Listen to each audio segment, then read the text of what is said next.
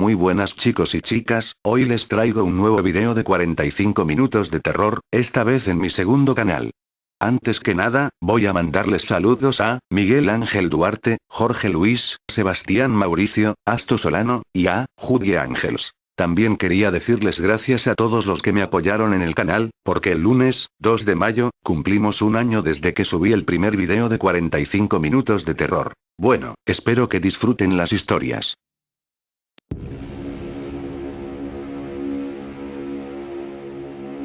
Antes de que te explique las reglas del juego, hay una serie de requisitos que es obligatorio cumplir. Primero, tienes que estar completamente solo en casa. Si hay alguien más no sucederá nada. Segundo, debes realizarlo bien entrada la noche, más allá de las 12. Y, por último, tienes que asegurarte de tener 2 teléfonos en casa. Estos 2 teléfonos tienen que ser de tu propiedad, no pueden ser de un amigo o de un familiar, y da igual si son teléfonos móviles o fijos siempre y cuando solo tú tengas control sobre ellos. Una vez hayas cumplido estos requisitos, necesitarás 2 cuartos para poder jugar, y ambos cuartos tienen que estar iluminados, el resto de la casa no. Por razones que explicaré más adelante, asegúrate de que haya cierta distancia entre los cuartos o lo pasarás verdaderamente mal. Después, deja uno de los teléfonos en un cuarto, cierra la puerta y ve a la otra habitación. Una vez estés allí con el teléfono que haya sobrado, comienza a llamar al otro cuarto. Si a los 10 tonos no ha ocurrido nada, mala suerte. Cuelga la llamada e inténtalo otro día. Si alguien llama a alguno de los teléfonos o suena algún mensaje entrante, el experimento finalizará. Por el contrario, si alguien ha acudido a la llamada, oirás un silencio mortificante, seguido por extraños susurros y sonidos parecidos a muebles moviéndose. No te asustes, y por lo que más quieras no cuelgues la llamada, ya que la persona que está al otro lado de la línea lo verá como de muy mala educación. Una voz muy gutural pero manejando de forma perfecta el idioma, te saludará de manera muy cordial e iniciará una conversación. Primero te preguntará cosas triviales, pero cuando los minutos vayan avanzando, te pedirá cosas más y más personales que te verás obligado a contestar por parecer bien educado. Llegará un momento en el que te preguntará dónde está tu cuarto, y tú, habiendo caído en su manipulación, hazme caso, su poder de convencimiento es increíble, se lo dirás. No importa que corras ni que te intentes resistir, no habrá manera de que puedas sobrevivir a eso. Por cierto, si en medio de la conversación le mientes diciendo que tienes poca batería o poca cobertura, no se lo tomará nada bien, y si de hecho te quedas sin batería, bueno, digamos que cortar una conversación es ser muy irrespetuoso. Ten la suficiente fortaleza como para no llegar al extremo de revelar en dónde estás. Pídele, por el contrario, jugar a un juego. Aquí viene la parte más difícil. Lo de antes no era nada comparado con lo que viene ahora. El espectro va a salir de su cuarto y va a comenzar a recorrer la casa, buscándote. Tocará varias veces la puerta de una habitación, dirá, ¿estás ahí? Y entrará. Créeme cuando te digo que sentirás de forma asfixiante una presencia cada vez más y más cerca de ti, podrás incluso oír sus pisadas por el pasillo mientras te busca. Rápidamente, apaga la luz de tu cuarto, escóndete y quédate completamente quieto. No apagues el móvil ni finalices la llamada, solo no hables. Asegúrate de estar bien escondido y no hacer ningún ruido. Cuando tu invitado toque la puerta, pregunte por ti y entre, sentirás un deseo increíble de salir de tu escondite para acabar con tu angustia. No lo hagas. Por lo que más quieras, por muy mal que te encuentres, porque sientas que la presencia es demasiado fuerte para aguantarla, no salgas de tu escondite. El espectro solo se quedará un minuto o así en tu cuarto hasta que decida cerrar la puerta y volver a su sitio. Una vez lo hayas oído regresar a la otra sala iluminada, sal de tu escondite con total confianza. Tu interlocutor dirá que ha disfrutado mucho contigo, pero que desgraciadamente se tiene que marchar. Agradécele la conversación que habéis tenido y espera a que cuelgue. Todavía no enciendas las luces de toda tu casa ni te vayas de donde estás. Has sufrido mucho, así que vas a ser recompensado. Pocos minutos después de que haya finalizado el juego, recibirás una llamada del otro teléfono. Contesta o si no todo lo mal que lo has pasado habrá sido en vano, quitando esto, no serás castigado por no contestar. Una vez que lo hayas cogido, oirás una voz monótona que dirá, seleccione su previo. Si pulsas el 1, podrás escuchar algo muy revelador sobre tu futuro, que podrás alterar o dejarlo como está. Si pulsas el 2, escucharás algo secreto sobre ti que desconocías por completo y que cambiará tu vida. Si pulsas el 3, recibirás una pequeña habilidad que será traducida en la buena suerte. No serán cosas increíbles como ganar la lotería o encontrar el amor de tu vida, pero sí pequeñas casualidades que salvarán tu día a día. Encontrar una pequeña cantidad de dinero por la calle, aprobar un examen para el que apenas estudiaste, cosas de ese estilo. Si pulsas el 4, tus heridas, e incluso quemaduras, cicatrizarán con sorprendente facilidad.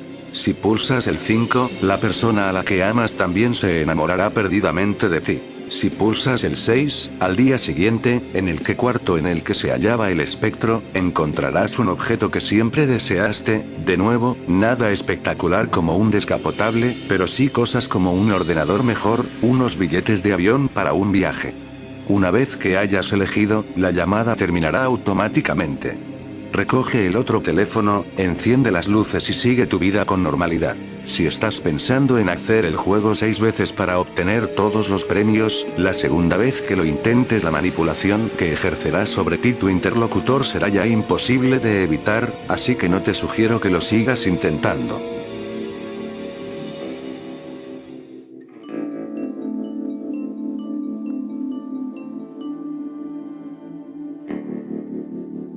Es muy común que los chicos de ahora lleven vidas muy agitadas y estresantes a causa de sus padres, quienes tienen que mudarse constantemente porque consiguieron un mejor trabajo, porque ya no les gustó la casa, etc. Andy llevaba ese estilo de vida. Ser un chico que vivía bajo la tutela de padres itinerantes había provocado en él ciertos rasgos antisociales, por el hecho de no poder llevar la vida de un adolescente normal. Era muy común verlo encerrado en su cuarto y pasando horas frente al ordenador, navegando en sitios de videochat de ruleta como Chatroulette o Omegle, ya que esa era la única forma en que podía hacer alguna amistad estable, sin el temor de que mamá y papá decidieran que el día de mañana tenían que mudarse de nuevo. Una noche nada especial, cuando sus padres ya se encontraban en cama y todas las luces de su casa estaban apagadas, Andy, como muchas de sus noches, se encontraba pasando el rato en el chat de ruleta tratando de hacer nuevos amigos a quienes agregar a su corta lista de Facebook. Pero como muchas de sus noches, se encontró nuevamente cara a cara con la desilusión de no haber podido hacer ninguna nueva amistad. Navegó por el sitio durante horas. Sus ojos se encontraban fatigados y una espesa niebla nublaba su vista, víctima de mirar fijamente a la pantalla brillante del ordenador, así que se rindió. Ya probaré suerte mañana, se decía. Pero no fue hasta el preciso momento en que decidió apagar el ordenador cuando la siguiente persona aleatoria que encontró resultó ser una niñita de tan solo 15 años, de nombre Henry, según sus datos de presentación. Danny dudó en saludarla, porque pensaba que sería como las demás chicas que lo ven y solo pasan de él. Pero le sorprendió que la supuesta niña no lo hiciera, y más le sorprendió que antes de siquiera poder reaccionar para saludarla, la chica comenzó a escribir mensaje tras mensaje en la pantalla. Hola. ¿Hay alguien ahí? Por favor. ¿Estás ahí? La primera reacción de Danny fue la de dudar si en realidad se trataba de una chica, porque el recuadro en donde se suponía que debía aparecer la webcam de aquella persona estaba totalmente en negro. Tal vez tiene su cámara tapada o cubierta con algo, pensó.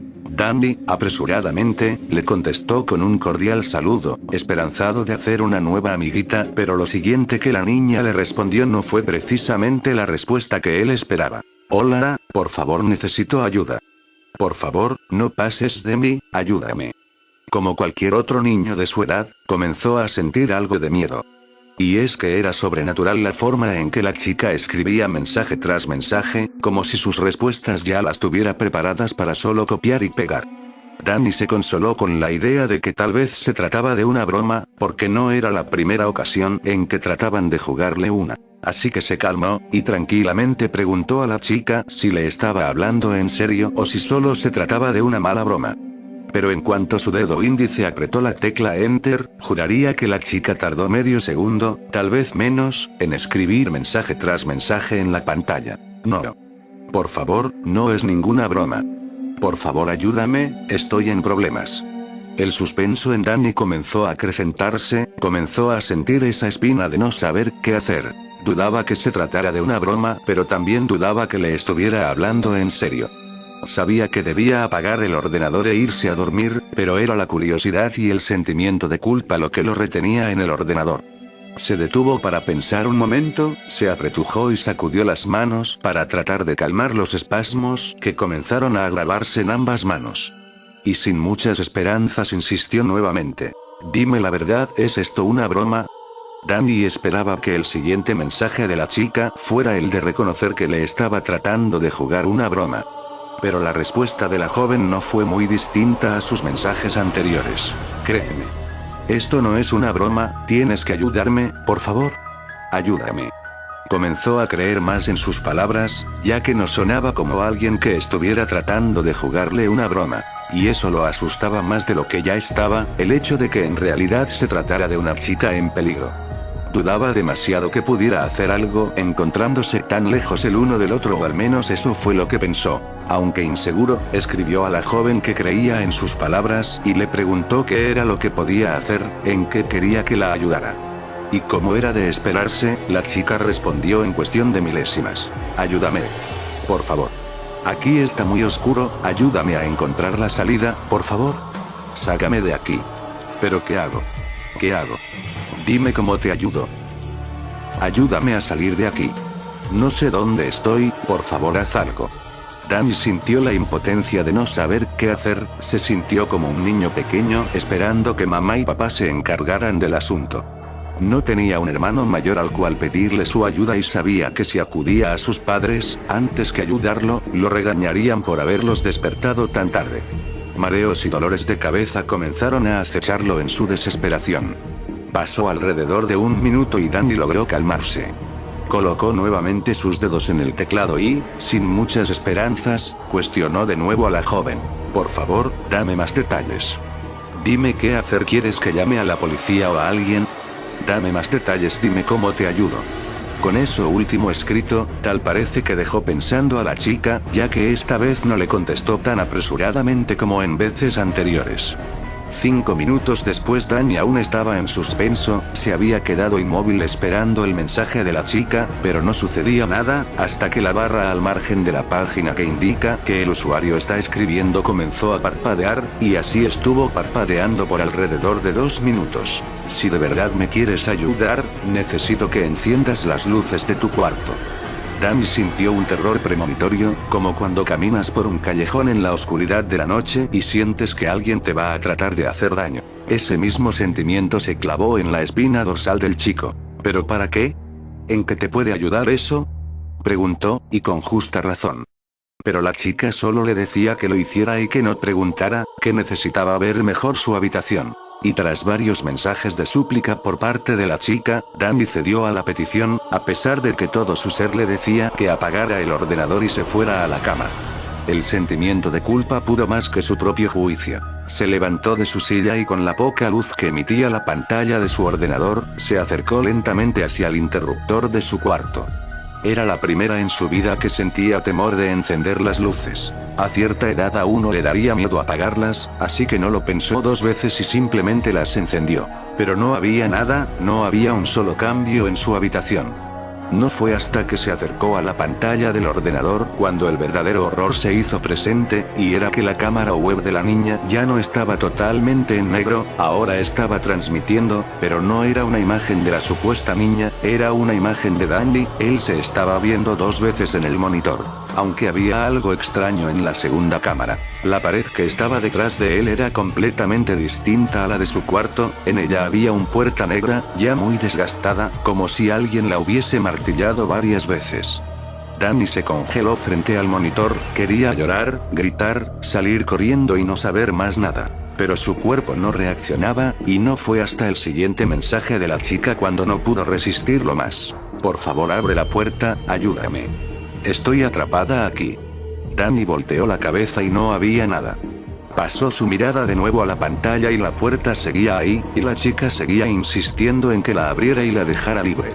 No aguantó más, cerró su ordenador de un portazo, y como un niño pequeño corrió a la habitación de sus padres y se metió en la cama con ellos. Extrañados, estos le preguntaron qué era lo que pasaba, pero Danny solo se limitó a decirles que había visto algo tenebroso en internet, y que quería dormir ahí. Después de eso nunca volvió a visitar esos sitios, ni siquiera con amigos. De hecho, su uso del ordenador fue cada vez menos frecuente.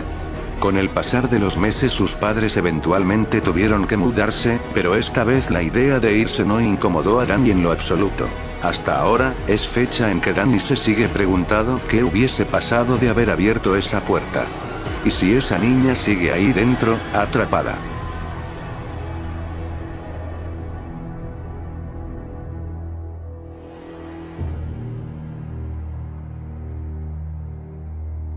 Estaba mirando por la ventana, tranquilamente pensando en que habría más allá y pensé ir a ver.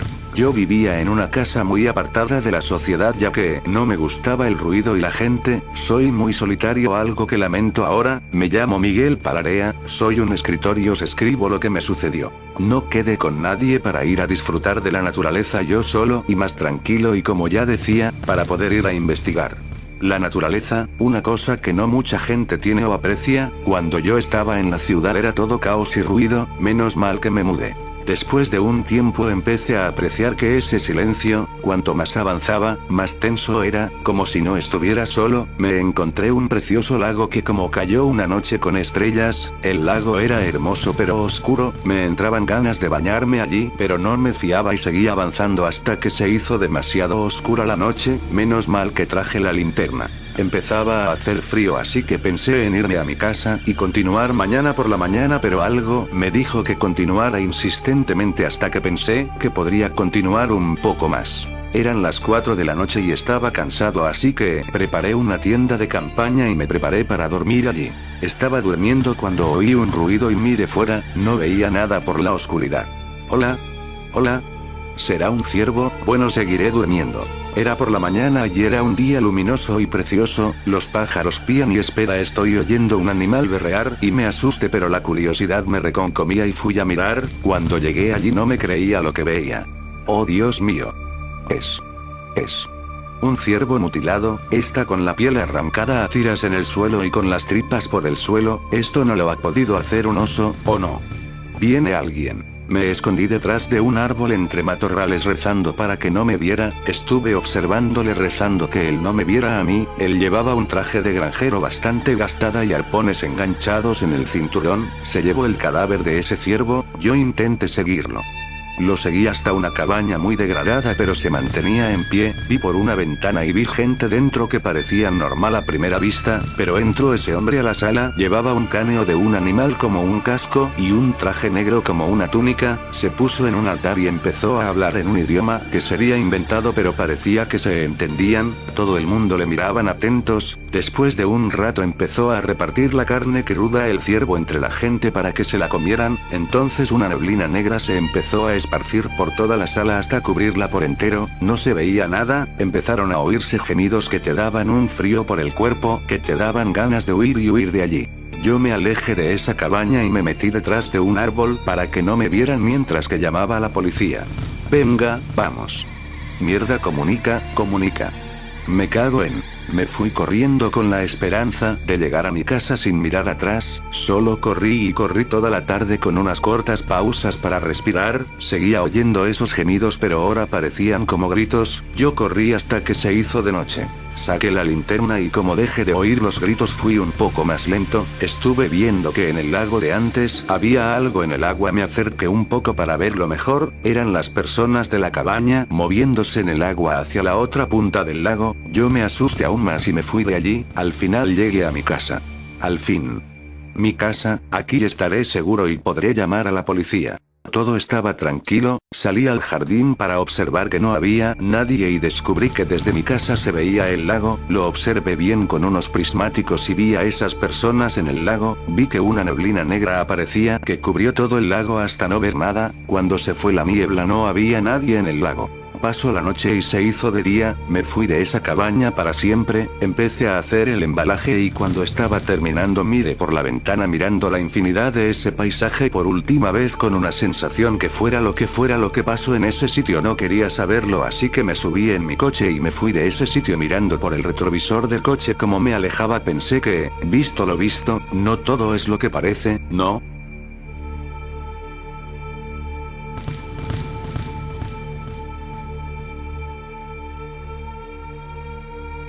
¿Recuerdas el llamado? Seguramente no. Esto solo sucedía en México y hace años que se tomaron acciones para que ya no ocurriese. Algunos olvidaron, porque olvidar siempre es lo mejor. Otros se mudaron, lo más lejos posible para ya no escuchar. Pero hay quienes seguimos aquí. Seguimos vigilando, asegurándonos de que los inocentes, los niños que deambulan alrededor y se consideran valientes, no acudan y paguen un precio que no les corresponde a ellos. En México, allá por los años 80, tal vez desde un poco antes, comenzó la urbanización de zonas sagradas, según la creencia popular. Esta urbanización se extendía hasta los camposantos, cementerios, para quien desconozca la palabra, construyendo y extendiéndose por sobre estos, sin importar que se perturbase a las almas y los cuerpos de los difuntos. Una buena cantidad de dinero desembolsada era usualmente lo necesario para calmar a los dolientes y a cualquier pariente que quisiera que se retirasen los restos del ser amado antes de que se construyese encima. Cementerios fueron despojados de sus tierras para construir, en su gran mayoría, colonias sobre sus terrenos ricos en nutrientes gracias a los cadáveres que contenían y sus enormes árboles, que proporcionaban una sombra que más de una ciudad envidiaría. Pero todo tiene un precio. Siempre hay un precio cuando se decide vivir encima de quienes desean descansar en paz. Cuando las colonias fueron terminadas y habitadas, sin que se supiese que aún había quienes descansaban debajo de sus suelos, las apariciones y los problemas comenzaron. A diferencia de Estados Unidos, lo común de una casa mexicana es que carezca de sótano. Bastante conveniente, ya que de lo contrario en muchas partes se llevarían más de una desagradable sorpresa. Sonidos de muebles moviéndose cuando estos continúan en su sitio. Bolsas de canicas, antiguos juguetes que los niños de hoy desconocen, rodando por los techos de las viviendas. Incluso en mi secundaria, en el techo del segundo piso de varios salones, un día se escuchó con estruendo el sonido de pupitres siendo arrastrados para ser cambiados de ubicación. Sonará ridículo, pero los profesores en común mencionaron que los del tercer piso estaban siendo muy ruidosos hasta que un compañero presente les recordó que el edificio en donde nos encontrábamos solo contaba con 2 pisos, no 3. De nuevo, por más inverosímil que pueda sonar, así tal cual sucedió. Cosas así no se olvidan fácil. Pero el llamado fue lo más terrible que la urbanización del país nos trajo. ¿Nunca se han preguntado, quiénes viven en México, por qué en ciertas zonas donde hay cementerios construyen una primaria a un lado? Los demonios que deambulan siempre desean sacrificios. Mientras más jóvenes y crédulos, mejor. Y no hay nada más frecuente en un país como el nuestro, que la desaparición de un infante en la primaria. Tampoco se han preguntado por qué los antiguos foros escenarios de cemento, en donde se hacían las presentaciones infantiles siempre tenían un sótano. En un país en el cual los sótanos son cosa rara, ¿por qué los escenarios tenían sótano? La excusa popular fue, es un espacio para guardar los mesabancos rotos y objetos que ya no se utilizan.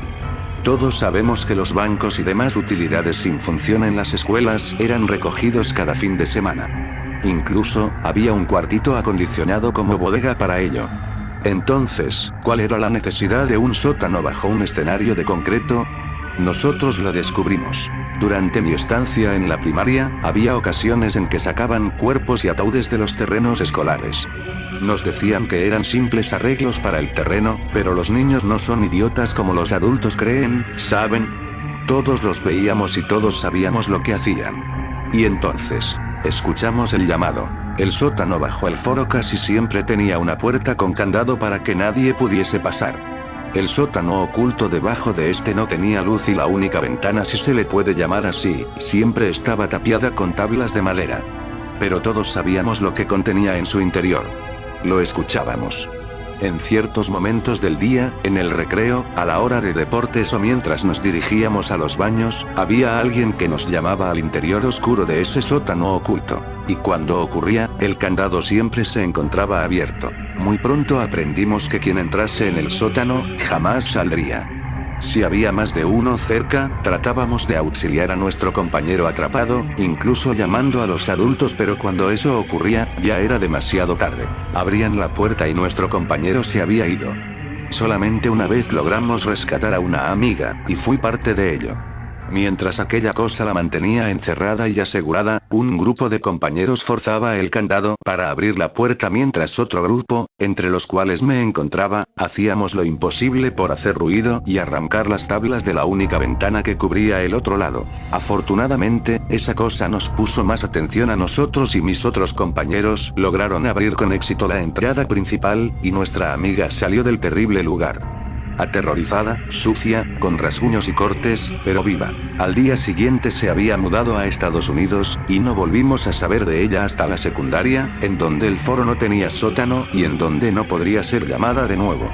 Aunque volvió a irse a la semana, quizá por temor a que aquella cosa reconociese su presencia y desease vengarse de ella por haber escapado. La cosa tiene muchas formas. ¿Han escuchado las ridículas historias sobre muñecas u otros objetos embrujados en México, que por más que tiras, quemas y demás, vuelven a aparecer? Recuerda que porque tú no lo vivas o veas no significa que no sea real. Yo lo viví, yo participé en varios intentos de su destrucción y aunque no conozco su verdadera forma, sé en cuál se oculta. Si algún día visitas la primaria de Jesús Reyes Heroles, en Monterrey, México, descubrirás el viejo foro con las puertas cerradas. Si eres de los afortunados que no ha oído el llamado y puedes entrar a este, encontrarás una horrorosa y sucia muñeca en medio de los fierros retorcidos de los mesabancos rotos y basura de escombro esparcida. No trates de deshacerte de ella. Ni siquiera trates de tomarla. La cosa siempre vuelve. Personalmente, la arrojé contra el fuego durante una quema de basura que la primaria había hecho y volvió a aparecer en su hogar, el sótano del foro. La arrojamos en el cajón de un carretonero de basura que pasaba, la vimos ser tragada por las bolsas y demás basura para volver a aparecer al día siguiente en nuestros terrenos. Aún está llamando. Nuestros gobernantes son más inteligentes y malignos de lo que se cree, saben que para obtener el permiso de construir sobre un camposanto, se necesita hacer un sacrificio que aplaque a las bestias espirituales que los rodean. Y saben que la desaparición de un niño que los alimente de cuando en cuando les permite sacar más dinero con la excusa de las cuotas. Por eso construyeron esos foros con sus sótanos malignos. Por eso permiten a los niños estudiar y moverse en esos lugares malditos, sabiendo que cuando la bestia esté hambrienta, sin importar la forma del objeto que tome, algún inocente acudirá. Y por eso, quienes sobrevivimos, aún rondamos cerca para tratar de detenerlos. Solo somos dos quienes continuamos aquí, deteniendo el llamado. Y no pienso irme de aquí hasta asegurarme de que esa cosa sea incapaz de tomar la vida de otro inocente. Así que, si vives en México, asegúrate de revisar que el recinto al que confiarás a tu pequeño no tenga entre sus construcciones, ese vil escenario de cemento en medio de su terreno. Y si lo tiene, dale la revisión suficiente para asegurarte de que no contiene ninguna entrada a este. Si es así, has oídos sordos a cualquier excusa acerca de que es una bodega o cualquier tontería semejante. Aléjate del lugar. No esperes a que sean tus hijos los siguientes sacrificios que acudan a su llamado.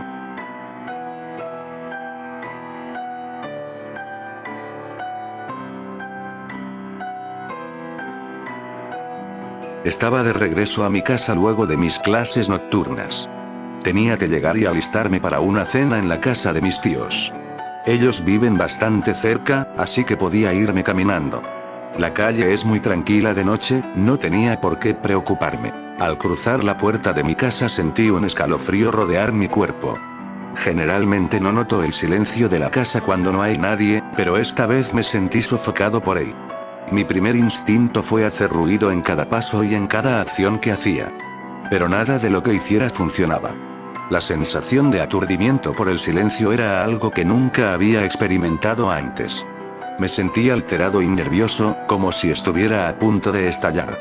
Como pude, subí las escaleras y llegué a mi cuarto. Me quité la ropa y me cambié para la cena lo más rápido que pude.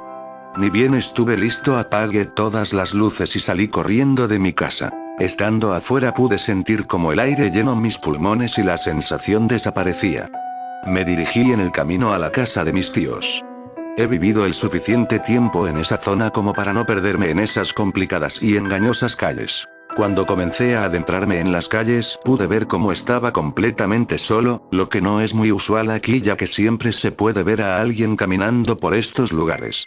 Decidí no darle importancia y continuar normalmente. Revisé la hora y me di cuenta lo tarde que era. Me sorprendió no tener alguna llamada perdida de mis padres, o algún mensaje preguntando por qué no había llegado todavía. Probablemente ellos comprendían por fin que mis clases pueden alargarse en ciertas ocasiones, aunque esa no fue una de ellas. Aceleré mi paso y al estar a 3 calles de la casa pude notar un camino que nunca antes había visto en todos los años que viví por ahí. No era tanto una calle como un estrecho pasillo o un callejón. Decidí entrar por ahí ya que me ahorraba caminar una calle. En el muro más cercano a la entrada del callejón pude leer un grafiti que decía Callejón de la Muerte. No entendí el porqué de eso, pensé que era alguna broma para los asustadizos.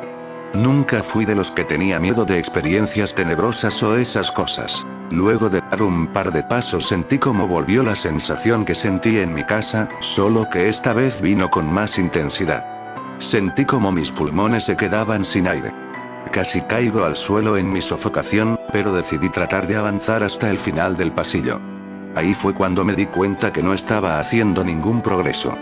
Caminaba y caminaba, a un paso no muy rápido, pero aún así sabía que me movía, y la salida del pasillo se alejaba conforme yo avanzaba. Con todas las energías que logré sacar, corrí lo más rápido que pude, pero solo para ver cómo el pasillo se hacía más largo a mi paso. Volteé para salir por donde entré, pero donde estaba la otra salida antes, solo estaba un muro de ladrillos en el que se podía distinguir con spray la frase "Yo no quise esto" en rojo. Me quedé leyendo la oración una y otra vez tratando de entender qué significaba. La desesperación que sentía en ese momento junto con la sofocación eran lo peor que jamás hubiera sentido. Traté de gritar, lo que no resultó tan bien por el poco aire que tenía. Saqué mi celular para intentar llamar a alguien que pueda ayudarme, pero me llevé una sorpresa al ver que no estaba recibiendo nada de señal. Salté, golpeé las paredes, aplaudía, todo lo que pudiera llamar la atención y hacer que alguien me escuche al final del pasillo, si es que había alguien. Lo peor de todo, sin duda, era el hecho de poder ver la salida como algo tan tangible y cercano. Y saber que no podía salir por ahí. Después de un momento pude sentir la sensación de unos ojos observándome. Miré para todos lados, pero no pude ver a nadie cerca. No solo sentía un par de ojos, sino muchos, como si estuviera siendo observado por un público entero. Luego comencé a escuchar murmureos, voces muy bajas que hablaban todas al mismo tiempo, de las cuales no logré captar nada concreto. Vi como en el muro iban apareciendo más mensajes. Todos se escribían solos al son de gritos que aturdían mis oídos. Algunos que recuerdo eran "¿por qué? No intentes escapar", y los otros se borraron de mi memoria. Cuando finalmente todos los gritos pararon y no se agregó nada más a la pared, escuché pasos en el lado de la salida del pasillo. Volteé y vi entrar a una joven que me miró de una manera neutra, como cualquier extraño que uno ve en una calle. Pude ver que tenía sus manos detrás de su espalda, lo que me hizo preguntarme qué escondía. ¿Quería matarme? ¿Eso es a lo que he estado esperando? Se detuvo al estar frente a mí. Cerré mis ojos esperando a lo que sea que me fuera a hacer. Sentí que me agarró la mano y abrí los ojos. Pude ver inseguridad en sus ojos. Sacó un cuchillo de su bolsillo trasero y procedió a realizar un corte profundo en la palma de mi mano. Me retorcí de dolor y luego vi como ella apuntó con su mano al muro detrás de mí. En ese momento entendí lo que tenía que hacer. Me arrastré con todas mis fuerzas restantes y mi mano sangrando en cantidades peligrosas a la pared y comencé a escribir la palabra suerte con mi mano. Cada letra me hacía sentir más dolor y no pude evitar gritar cada vez más conforme avanzaba. Finalmente, luego de terminar, comencé a perder el conocimiento hasta no dar más. Desperté en un cuarto de hospital. Mi madre estaba a mi lado y pude ver cómo sonreía cuando me vio abrir los ojos. Yo estaba totalmente confundido y le pregunté qué pasó. Me dijo que fueron a buscarme a la casa la noche anterior y me encontraron desmayado y desangrándome a unas calles de la casa de mis tíos. Me pregunto si recordaba quién me hizo la herida en mi mano. Me fijé y vi que tenía mi mano derecha vendada. Le dije que unos hombres me atacaron de camino a la cena. Le sonó poco lógico que solo me hubieran hecho un corte en la mano y no me hubieran robado nada, pero yo sé que no me hubiera creído si le contaba por lo que pasé esa noche. No me hizo muchas más preguntas aparte de si estaba bien. Todo volvió a la normalidad una vez salí del hospital. Sé que voy a tener que volver a ese lugar. Sé que tendré que ver a alguien pasando por lo mismo que pasé. Alguien que va a tomar una mala decisión y entrará por el callejón de la muerte. Sé que tendré que entregarle la herramienta para salir. A esa persona no puedo más que desearle suerte.